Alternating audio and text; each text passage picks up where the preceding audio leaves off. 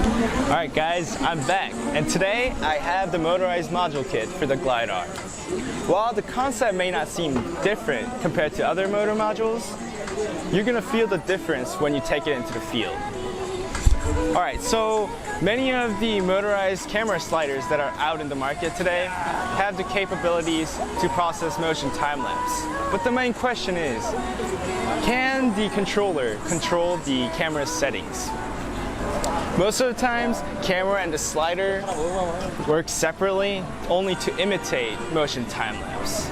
In contrast, however, the Glidearm's motion time-lapse controller, like here, utilizes the Canon DSLR shutter release jack on the side right here to control the shutter speed and other settings of the camera. Yeah. And the users can use this to capture views using advanced motion time-lapse and low shutter speed and other settings. Let me demonstrate it in the field. Alright, so once you have everything set up and connected, like so, the very first thing you want to do is find the view that you want to capture. So today, for the purpose of this review, I'm trying to capture the motion of the people right here.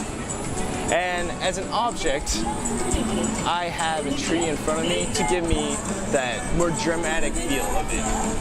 But keep in mind that when you're using the Glidearm, the camera moves 70 centimeters from end to end. And if you're trying to capture something in a wide open field, you're not going to get that motion-like effect in your time lapse. So always keep in mind to put an object between your subjects. So once you have the view that you want to capture, now it's time to set up your camera. Alright, so when you're beginning, remember to put your lens in autofocus.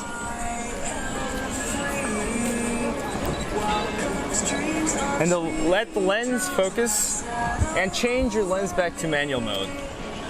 You have to always keep that in mind because during the time-lapse motion, if the lens is in autofocus, there's going to be images that are blurred and you wouldn't really want that in that picture.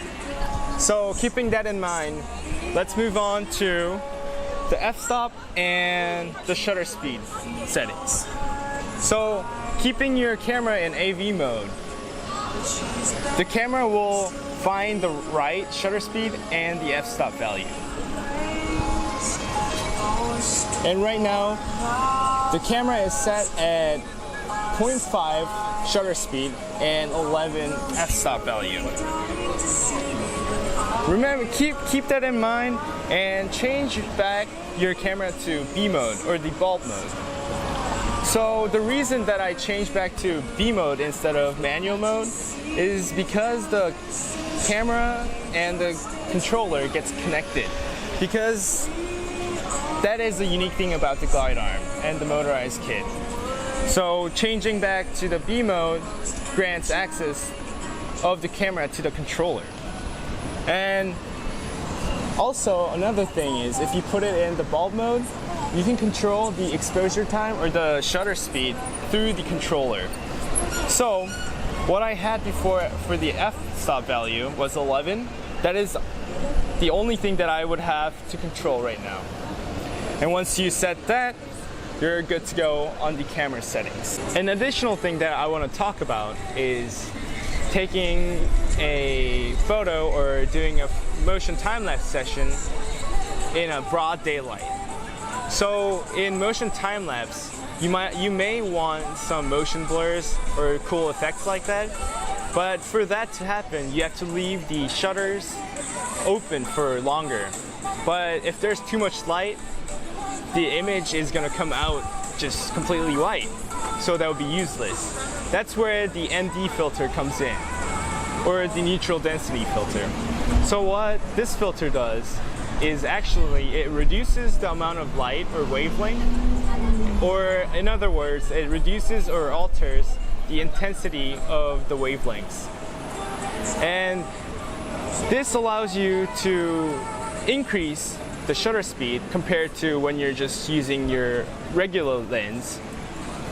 And with that, you can control the aperture and also the depth of field.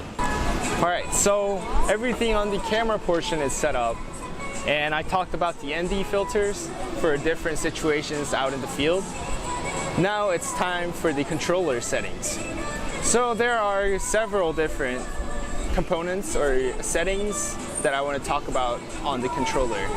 So first, I would turn on the power, of course, like so, and you're gonna get a like that. So this is the starting home or the home menu. From there, what I want to talk about is going to the menu and to the camera settings. And the first setting that I want to talk about is max shots. So simply put, this is the amount of shots that the camera is going to take throughout the given motion time-lapse session. So right now it's set at 300 shots. After 300 shots, the camera is going to stop taking photos. And it's just simple as that. And then the next option that I want to talk about is the exposure time. In the previous section of the review, I talked about the shutter speed and how the AV mode and all that. From here, I can control the shutter speed and the exposure time. So it's in milliseconds, keep that always in mind. So this is just basically how long the shutter is gonna remain open. And right now it's just set at 500 or 0.5 seconds. That's what I had on the camera. So match those together and you'll be good. And then the next one, or the next two more important options that I have to explain is the exposure delay MS. So first, this is the delay time for the cameras, or to be more detailed in explanation. So this is the time from when a photo is taken until the movement occurs on the glide arm. So this time is used primarily for buffering of the camera or when the camera processes the image or the photo taken. And more importantly, the focus step MS, as you can see. This is similar to the delay time I showed you just before, but this is the time right after the movement until the next photo is taken. And because the glide arm uses several timing belts within it, there is going to be tension. And when the glide arm moves, there's going to be a small shake or a vibration, and you wouldn't really want to take a photo when that occurs because the photo would be shaky. So this time allows you or the user to have that time and the camera to stabilize. So you get a better quality, clearer photo. All right, now you're all set up to do your motion time-lapse session. So after everything is set up, what you want to do is release the fix knob. You always have to remember that, or it's gonna make your apparatus really bad and just not good for the apparatus. So once you have that, and remember to turn on your camera and the controller, you're gonna move to your starting point.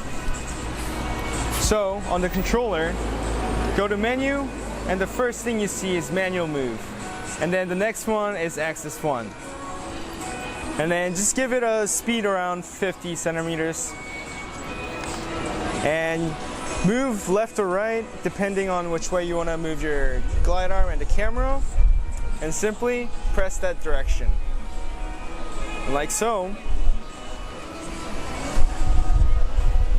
You can see the smooth movement, but this is only just moving to the starting point. And there we go.